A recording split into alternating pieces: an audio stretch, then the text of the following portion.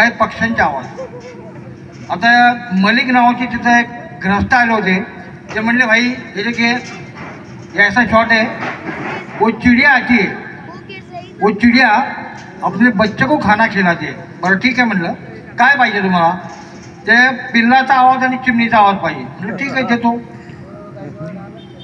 त्याचा ते चिमणी त्याला खायला आणते बरं का, तसा शॉट येतो. ती चिमणी पिल्लाला खायला आणते.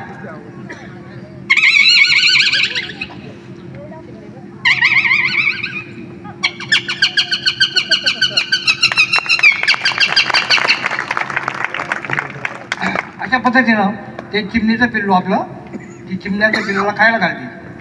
आता एक असा शॉट होता कि अरे भाई अरे हम वो सब आवाज़ है आई दिए हम आपने वो दूसरा कलाकार बुलाया था हमने, तो कोयल का आवाज़ चाहिए. वो कोयल का आवाज़ नहीं किया.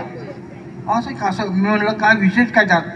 तर तो म्हणला बाबा हे आंब्याची झाडं दाखवलेत, शेतकऱ्यांचं जिथं हे म्हणजे शेतात कामं करतात आणि आंब्याचं झाड नुसतं दाखवलं, कैऱ्या दाखवल्यात आणि कोकिळेचा आवाज नाही म्हणलं कसं काय मजा येणार नाही म्हणले, पब्लिकला ते पसंत पडणार नाही.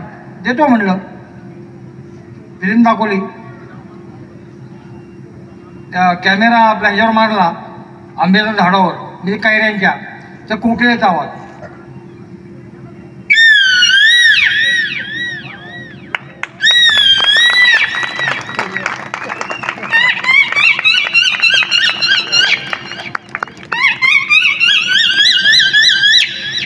अशा पद्धतीनं. आणि दुसरा एक छोटासा होता, ते कुत्र्याचं पिल्लू आहे, बारकं कुत्रं आहे, त्याचं पिल्लू आहे आणि ते पावसात भिजलेलं आहे. म्हणजे नकली पाऊस होता. कुत्र्याचं पिल्लू खरं होतं आणि फक्त त्याला आवाज द्यायचा होता. आता त्यांनी काय केलं, ते असं नळी असते ना पाण्याची, त्या पिल्लावर असा पाऊस सोडला त्यांनी. अरे भाई चिल्लात आहे, ते थरथरत होतं, आवाज नव्हता काढत. तर म्हटलं याला आवाज द्यायला पाहिजे कुत्र्याच्या पिल्लाला. बघा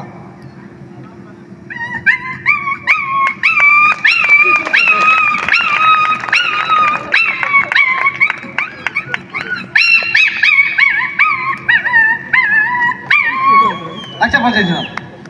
आता पोपटाचे पण प्रकार आहेत विविध. पोपट म्हणल्यावर प्लेन साधा आवाज, त्याचा नेहमीचा आपण ऐकतो ते.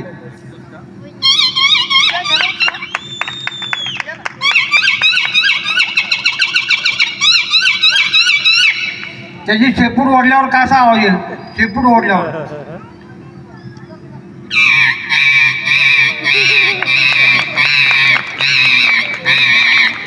बरोबर येतो ना आवाज येतो का बरोबर? तर आता बघा आपले काही जवान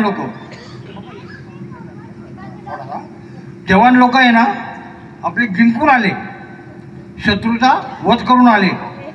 तर भारत माता की जय हा जो आवाज आहे, भारत माता की जय. समजा 10,000 माणसं आहेत, सैनिक आहे.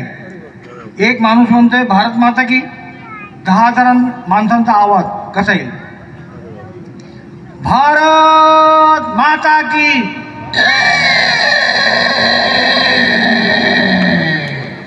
भारत माता की. अशा पद्धतीनं आवाज येईल. बरं एक किस्सा असा आहे, तुम्हाला एक किस्सा सांगतो. पुण्यामध्ये मशान घाट आहे, वैकुंठ वगैरे, आणि इकडे ह्या साईडला अलकाडाची ह्या साईडला आहे. तर कावळा शिवत नव्हता त्या म्हणजे ते काय हे ठेवतात काहीतरी भात बीत वगैरे, त्याला शिवत नव्हता. म्हणले कावळे गोळा करता का? म्हटलं तुम्ही आवाज काढता. म्हटलं ते मी काम करत नाही, मी पब्लिक समोर आवाज काढतो. सरळ त्यांना सांगितलं. तर कावळ्याचे आवाज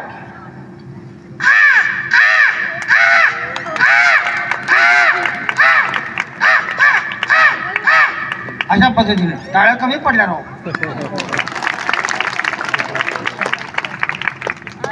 आता माझा एक मित्र होता चायनीज, त्याचं नाव लुंग फॉ. नाव काय? लुंग फॉ.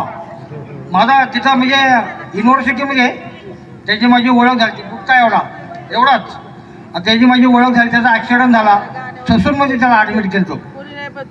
ते त्याला चिनी भाषा येत होती, हिंदी काय त्याला कळत नव्हतं आणि मला काय चिनी भाषा समजत नव्हती. पण आमची दोस्ती जाम, चहा प्यायला संघ, जेवायला संघ, इतके आमची दोस्ती होती. तो लिंक फॉ ॲक्सिडेंट झाला, मला कळलं बाबा अरे तुझा मित्र नाही का चिनी, तो बुटका तुम्ही चहा वगैरे पिता, हां हां, तो ससूनला ॲडमिट झाला. का रे काय झालं? काय नाही म्हणले, त्याचा ॲक्सिडेंट झाला आहे, काय मार लागला आहे, कोमामध्ये आहे, तो आता शुद्धीत आला आहे. तर त्याला नळी लावलेली, नाकात नळी लावलेली. मी बघितलं नाकात जशी नळी लावली तसं तो माझ्याकडे बघून जरा हसायला लागला. त्याला बरं वाटलं मी आलो. तर त्याला म्हटलं दूध वगैरे पितो का? तो म्हणला हात खाली करा, असा हात केला त्यांनी खाली. काय म्हणलं काय? Ring finger ढूस. काय कळणार? काय तुला काय पाहिजे? दूध पाहिजे का? नाही, रिंग फिंग ढूस, रिंग फिंग ढूस, कायच कळणार. तर आमच्या शेजारी एक कुलकर्णी राहतात मास्तर, ते त्यांना सगळ्या भाषा जातात कुलकर्णी मास्तरला. म्हणलं रिंग फिंग ढूस म्हणजे काय?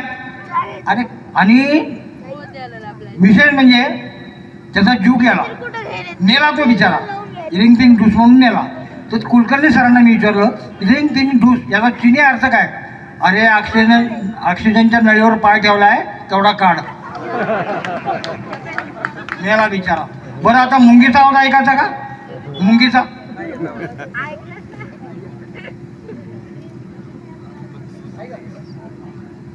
शांतता पाहिजे ना दुसऱ्या.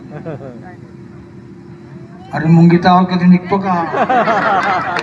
आपल्या समाज टीव्हीला सबस्क्राईब करा आणि बेल आयकॉन दाबा.